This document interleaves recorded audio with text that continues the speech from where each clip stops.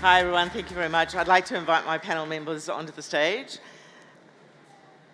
And I will ask them shortly to introduce themselves. They'll do a better job of it than I will. So, my name is Niki, as Lara had said, and I am from Limassol. I grew up in New Zealand and I moved back to Limassol about 17 years ago. And like all of you, I'm concerned by a lot of the changes that are happening recently and some of the pressures that are coming down to bear on the city, as we all are. And I believe that Cypriots can change because in the 17 years that I've been here, it's been hugely dynamic and I see people changing. For example, when they were looking to bring in the bicycle road on the seafront, people were like, Cypriots don't ride bicycles. It's full of bicycles. When they said that, I was working in events and they were like, oh, you know what, they don't need good speakers because they don't know the difference. And excuse my language, I think that's BS. If you show people a better way, they will recognize it, they're smart, and they will follow. So, Limassol has always been a dynamic hub, and it will always continue to be so, being a port town. And I think there's a lot of changes that can happen, and I think corporates can also get in behind these changes while ticking off their ESG agenda. ESG, environmental, societal governance. There's a lot of directives now from the EU for corporates to bring in the agendas. And what we want to talk about today is some of the projects that are happening right now in this city that corporates can get behind. But firstly, if I'm going to ask you to just very quickly introduce yourselves and what you do, and then we'll dive into the rest of the panel. Thank you, Niki. Hi, my name is Penelope Vasquez-Hadjilyra. I'm an architect and I represent the Limassol municipality, who I work with in coordinating the project. The Limassol municipality participates 100 climate neutral and smart cities by 2030.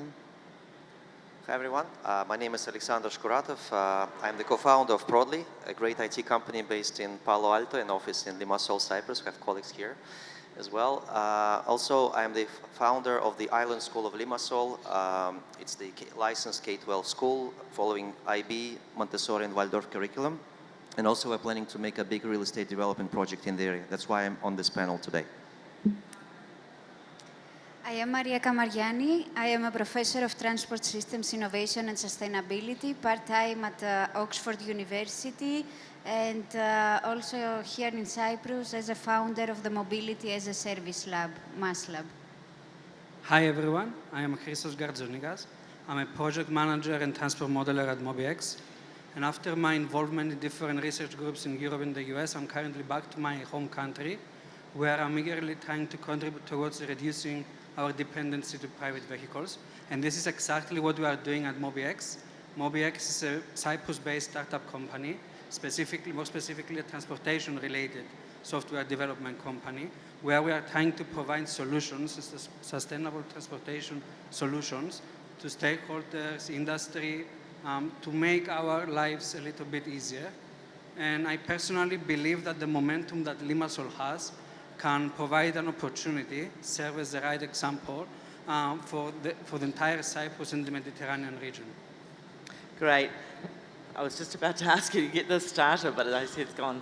So I'm going to invite Penelope now to set the scene, talk about some of the growth that Limassol has experienced very recently, and to give us the outline of the EU mission cities and the 6 pillars. Great, thank you. So initially we have to say that in early 2023, it has been announced that Limassol municipality is, in Limassol, the population is, it was announced 110,000, citizens, when in fact we know that another 20 to 30,000 traveled here due to the needs for relocation, whether permanently or just ephemerally. So we have a spur of growth locally, and we can notice this in our streets, in our neighborhoods. And yes, Limassol municipality, since 2022, has been participating in the Pan-European program EU mission 100 climate neutral and smart cities by 2030. The scope of this participation, the aim of this participation was to prepare a strategy of what would it take for a city like Limassol and other European cities to transform into smart hubs and climate neutral innovation centers, innovative centers. So the Limassol municipality worked in 6 different thematics, one being the built environment, the second was circular economy, production and consumption of energy, smart transition, and sorry, I'm the trying to oceanic think. one, Sorry? the Poseidon. We have the seas and waters, which involves the seafront and the ports. And of course, our final and most important one is mobility. So for these 6 pillars, we've tried to collaborate with different academia or private stakeholders in order to build these strategies. We had to build which actions will lead us to the desired result. We had to collaborate with several types of stakeholders in order to get their commitment into reaching this goal. And finally, we have to collaborate with a lot of investors in order to find the finances to reach this target. So the strategy has been built. It took us 2 years to construct it. And it's available online. You can just simply Google it if you like. And now we're at the stage that we are moving forward for implementation. So we welcome you to, have a look at it and see whether your companies would be interested in getting involved, from little things such as tree planting into more serious things such as doing a deep study for a tram in Limassol, or further on. Great. I'm going to ask Maria about how corporates can engage. Now, you've been working in London for the last 10 years. Why did you decide to move back to Limassol? And what are the products that you're working on and in regards to mobility here in Limassol? Tell us about what you're doing. So London is a great environment to work and build your network, and also work on transport-related topics, because London has a great transport system. But then after years of working there, let's say that we missed the sun. So we decided that we would like to move back to the Mediterranean area, and Limassol was a great environment because it's quite vibrant. It's a nice city, the lifestyle. So we came to Limassol. We continue working globally on innovation aspects on mobility. But then when we moved here, we realized that we have also to do something about this city, because probably most of you have experienced some issues with our daily mobility. So we are working now on developing an on-demand platform, mobility platform, something, let's say, like an Uber-like platform, but with a completely different business model. We focus on the mobility needs of specific population groups. For example, we focus on the mobility needs of students. If you have kids here, you may have experienced how difficult it is to drop kids from the one activity to the other, and probably you don't have any time in the afternoon for you.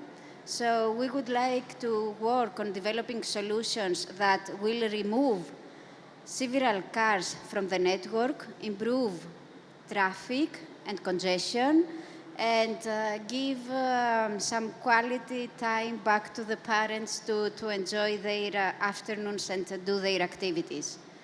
At the same time, we believe that working and collaborating with other partners will have more results, and that's why we're not working alone. with the experience, the knowledge, and the network that we have, we also try to support some other partners in the transport ecosystem, and we work together. Another example is for we managed to secure also funding for the municipality of Limassol, for ML, for Next Bike, and some other organizations from the European Commission to work all together on improving the mobility in Limassol. The municipality, for example, has a quite satisfactory budget to build a mobility hub in Chirio, the Chirio Stadium. And the mobility hub is not just a park and ride facility, it's a place that offers several other amenities and facilities. For example, there are coffee canteens, food canteens, covered waiting areas, toilets, collection points for parcels. So whoever parks their car in this area to be able to transit to a public transport or bike sharing or scooter sharing, car sharing to another transport mode and do their last mile of the trip to the city center with this transport mode. And there's 3 projects like that underway in Limassol, correct, that are actually moving ahead? So it is one project with quite big funding that funds 3 sub-projects. Right, and that will be in Sirion, in Agios Athanasios, and somewhere in Agios Athanasios and the Four Seasons, Agios Tichonas and the other Polemithia, they are funded by the Ministry of Transport. Oh, right, okay. So I'll be able to This essentially... is something extra that we brought extra. on from European Commission to further support our city. And so I can drive my car there, drop it off, pick up a shuttle, do the circuit around town, and basically get all that traffic out of the town. So there are solutions, and technology is a great way of bringing those solutions. I just wanted to add that what we've been working on is to align that the timing of these 4 locations are ready at the same time in order for the park and rides to be as efficient as possible. So hopefully in 1.5 to 2 years. Yeah. Yeah. When I mentioned this project to my partner, he said, "Oh, but Cypriots like to drive. You know, they don't want to take a shuttle." But I think if it's convenient enough, everybody will do it. So firstly, you need to build the convenience, and you need to build the solution, put it in place, and then make it even more inconvenient to be in town, like something that was brought up in the previous panel about the cost of parking, for example, to be quite high. And I know that I lived in Amsterdam, and what they do there is you need a special pass that you have on an annual basis that you pay a lot of money for to be allowed to even bring your car into town. And speaking about London, I mean, we're talking about a city that's been around for generations, centuries, and it's also a very tight place, but it's moving forward. So if these places can move forward, so can we. I'm going to continue on something that you picked up on, Maria, which is about investments and how corporates can get in behind. And I want to hear from Alexandra, who is a businessman and is also a family man that moved his family here and is very involved with the local scene and wanting to do things better here. Tell us about what you're up to, Alexandra. Brief intro about me, or? Go ahead. Yeah. All right. So I'm a resident of Cyprus for 9 years, and I'm very pleased to see how the country and the Limassol has been growing since I'm here. I think it was tremendous progress, and a lot of new buildings come up, and new areas are emerging. Great projects also undertaken by some entrepreneurs, like skate park next to Del Mar and a few other things as well. So we have entrepreneurs contributing. That's part of the ESG agenda in a way. But at the same time, I think there's much more to do. There's a lot of things to be done in Limassol. And actually, if you look at the map of Limassol, I'm always thinking like the way the city was designed, like, I don't know, what, 50 years, 100 years ago, it was a nice little town by the sea for fishermen to do their, to do the regular fishing job. But now And the highway from Paphos to Larnaca was built in a way like to be behind the city, behind the active areas. What's happening right now? The highway is almost in the middle of the city. So you think of the concept where we are. So we have a Chinese wall dividing Limassol in two parts, by the sea and to the mountains. And apparently, if you think of strategically for the next 30 or 50 years, the city will be growing not by the sea, it will be growing towards the mountains. So it means that the Chinese wall will be even stronger and stronger, and potentially will be dividing the whole agglomeration into parts. So in my view, if this could be on the agenda of the government or the various bodies, strategic planning bodies, I would recommend thinking seriously about what's going to happen in the next 30, 50 years. And there are some solutions, ideas that could be improvement of how the highway is designed, some flybys and some additional connecting points. So this Chinese wall no longer, like at least we reduce this factor of the Chinese wall in the way. But to add to the discussion, the ESG agenda, and probably I'll speak from the education side, as I'm the founder, the CEO of the Island School. We are practicing this almost every day, every week with our children, this agenda of being responsible for the world, taking care of the environment, and taking care of society is something that is in the education learning plans and cycles for children almost every week. So I just give you an example. Maybe a couple of weeks ago, I was passing by our campus, and a group of children, they probably were year 4 in our IB school. They came up to me and say, Alexander, we have a few questions for you. I said, okay, what about it? And they were making a project, studying the environmental part, but it's kind of multidisciplinary, environmental, mathematics, physics, and they ask about how much electricity is the school consuming, how many screen panels you have in the school, and what is your bill average per month, and is the management of the school doing something to reduce the electricity cost, to think of some alternative energy sources, and these are very great questions, and eventually they collected all the questions, then came up with some solutions. And then they came to the management of the school with a proposal, what needs to happen, what needs to be changed to make improvements in the reduction of electricity consumption, but also using some alternative energy sources. So that's happening in the education space in progressive schools. And if I may add to this discussion, my contribution would be, I think we should think long-term, starting from schools or even kindergartens, to educate our children how to be responsible for the world, to be active actors in our society, to make our world a better place. Definitely. Christos, we've got a very small amount of time in which to get to you. I'm really sorry about that. It was quite a big topic. What are some of the state-of-the-art products that you've been working on that can support policymakers and also corporates in achieving their ESG goals?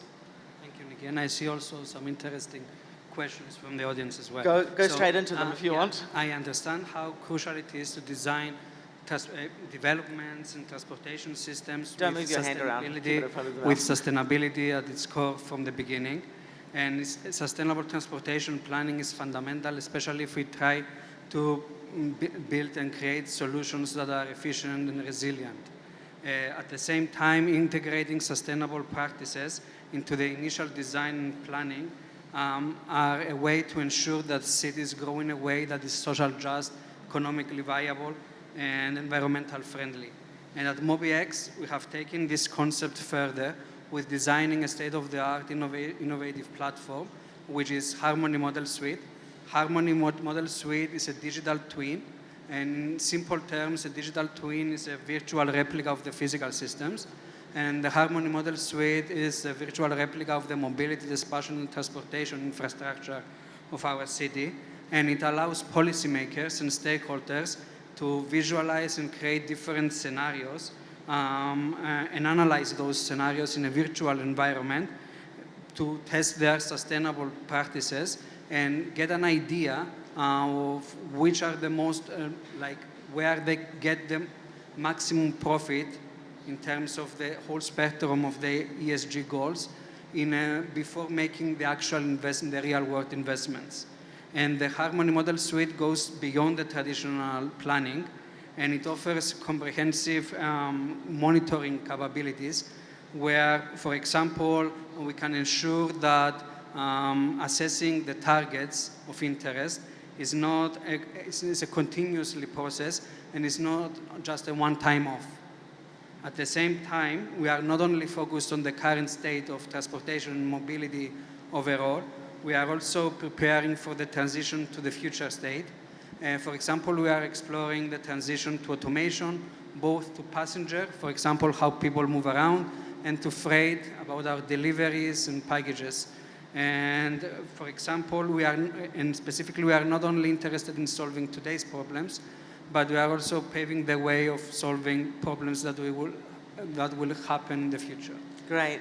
We're down to 2 minutes, so we've got time for probably one question. Penelope, you've got the questions in front of you.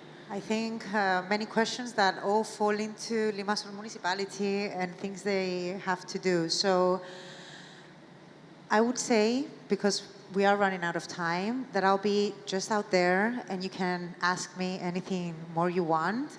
Which question should I take? Oh, timelines. What are the timelines? Yeah. So we know that in 2026, the Ministry of Transports will be delivering at least 2 park and ride areas.